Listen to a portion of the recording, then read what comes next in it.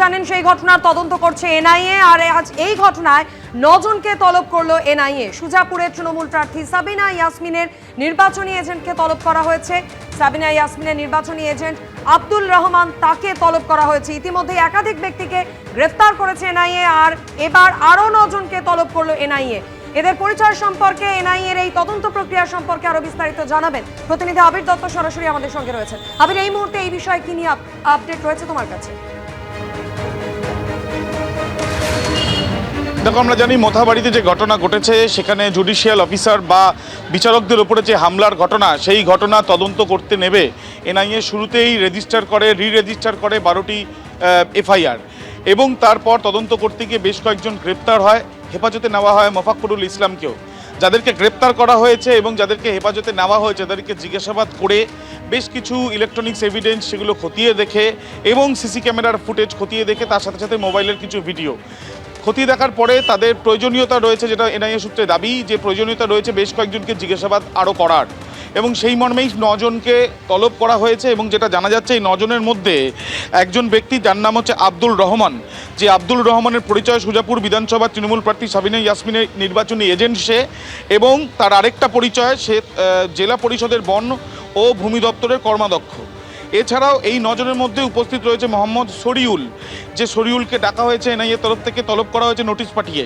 সেই মোহাম্মদ শরিউল, তার পরিচয়, আরেকটি পরিচয় রয়েছে বা ডেজিগনেশন রয়েছে যে কালিয়াচক 1 নম্বর ব্লকের তৃণমূলের সভাপতি।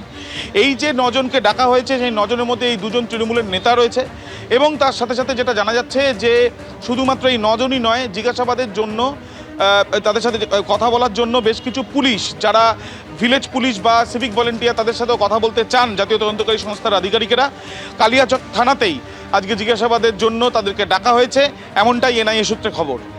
একদমই আবির, তুমি আমাদের সঙ্গে থাকো। মোথাবাড়ির ঘটনায় আপনাদের জানিয়ে রাখি, ইতিমধ্যে একাধিক ব্যক্তিকে এনআইএ গ্রেফতার করেছে, আর যাদেরকে গ্রেফতার করা হয়েছে তাদের জেরা করে এবং তাদের ফোনে পাওয়া সমস্ত ভিডিও সূত্র ধরে আজ আরও 9 জনকে তলব করলো এনআইএ, যাদের মধ্যে 2 জন তৃণমূল নেতাও রয়েছেন। সুজাপুরের তৃণমূল প্রার্থী সাবিনা ইয়াসমিন, তার নির্বাচনী এজেন্ট আব্দুল রহমান, তিনি যেমন রয়েছেন, পাশাপাশি কালিয়াচক 1 নম্বর ব্লকের তৃণমূল সভাপতি মোহাম্মদ শরিউল, তাকেও তলব করেছে NIA.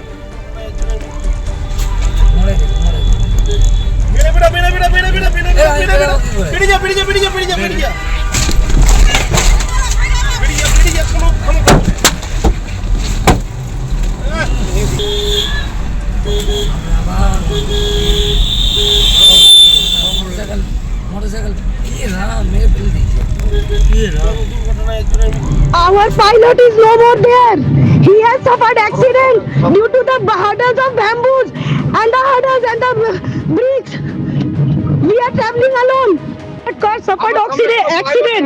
Please communicate it to register, sir. We are attacked. We are attacked by bricks. High Court, take care of my children. Take care of my children if something happens to me. My car was attacked. All our cars were attacked with bricks and bamboos. They should not have allowed us to leave. They should not have allowed us to leave. जो दाঁড়িয়ে যদি যাই তাহলে আমরা সবাই মরে যাই। যেখানে bomb মেরেছিল এই তো Our pilot is no more there. He has suffered accident due to the hurdles of bamboos and the hurdles and the bricks. We are traveling alone. পর্যন্ত দাদা আমার কাছে 8 জন কল করেছে। হ্যাঁ, আর 10 জনের মতো আমাদের কাছে এসছে। সমস্ত আমাদের নেতৃত্বরাই রয়েছে। হ্যাঁ, এবং তারা কাউন্টিং এজেন্ট, ইলেকশন এজেন্ট, এটা আর কিছু নাই। ভোটের আজকে আমি কাউন্টিং এর আগে কেন, সেটাই কাউন্টিং এর আগে কেন ভীতি প্রদর্শন করা, ভয় দেখানো, যাতে তৃণমূল কংগ্রেস ভয় পেয়ে যায়। কিন্তু নামটা তৃণমূল কংগ্রেস, লড়াই করে এই জায়গাটাতে আমরা এসেছি। আমরা দিদির সৈনিক। যতই ধমকানো চমকানো হোক, চতুর্থবারের মতো মুখ্যমন্ত্রী মমতা ব্যানার্জিই হবে, তাই চেয়ে নিয়েছি। মেল করে আমরা তাই চেয়ে। মালদার মোথাবাড়িতে গত 1 এপ্রিল যে ঘটনা ঘটেছিল, জুডিশিয়াল অফিসারদের উপর হামলার ঘটনা, সেই ঘটনায় 9 জনকে এনআইএ তলব করেছে, যাদের মধ্যে রয়েছেন সুজাপুরের তৃণমূল প্রার্থী সাবিনা ইয়াসমিনের নির্বাচনী এজেন্ট।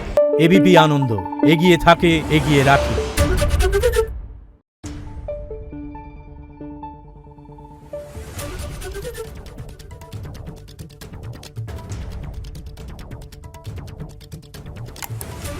Thank you.